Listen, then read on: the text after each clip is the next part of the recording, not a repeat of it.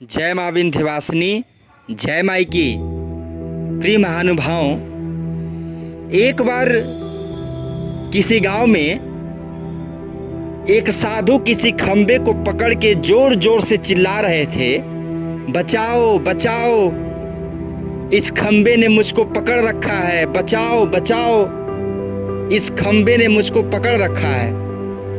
उनकी आवाज़ सुन के आसपास के लोग इकट्ठे हो जाते हैं और देखते ही देखते काफ़ी भीड़ इकट्ठी हो जाती है और लोग ये देखते हैं कि साधु ने इस खंबे को पकड़ रखा है और ये चिल्ला रहा है कि बचाओ बचाओ, खंबे ने मुझको पकड़ रखा है।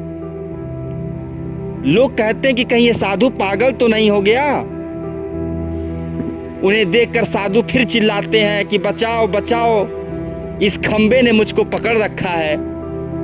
फिर लोग समझाते हैं कि महात्मा जी, अरे आप ध्यान दीजिए, इस खंबे ने आपको नहीं, आपने इस खंबे को पकड़ रखा है। इस पर साधु कोई उत्तर नहीं देते हैं, पुनः अपनी बात कहते हैं, बचाओ बचाओ, इस खंबे ने मुझको पकड़ रखा है, इस खंबे ने मुझको पकड़ रखा है। फिर गांव के लोग कहते हैं, नहीं महात्मन, इस खंबे ने आपको नहीं, आपने खंबे को पकड़ रखा है। तब साधु हंसते हुए कहते हैं, इतनी सी ही तो बात है जो आप लोगों को समझ में नहीं आती है। हमारा जीवन भी इसी तरह है। दुख ने हमको नहीं, अपितु हमने दुख को पकड़ रखा है। आज अधिकांशतः समाज के लोगों की यही समस्याएं हैं कि अगर उनके पास 2 पहिया वाहन है तो उनको चिंता हो जाती है कि अरे मेरे मित्र के पास तो 4 पहिया वाहन है, मेरे पास 2 पहिया वाहन है। फिर वो परेशान हो जाते हैं 4 पहिया वाहन की प्राप्ति के लिए।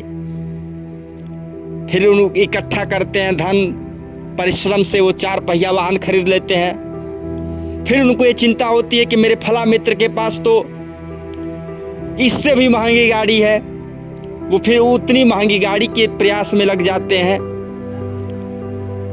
फिर उनको ये चिंता होती है कि हमारे फला मित्र के पास तो 4-4 बंगले हैं और मेरे पास मात्र 1 बंगला है।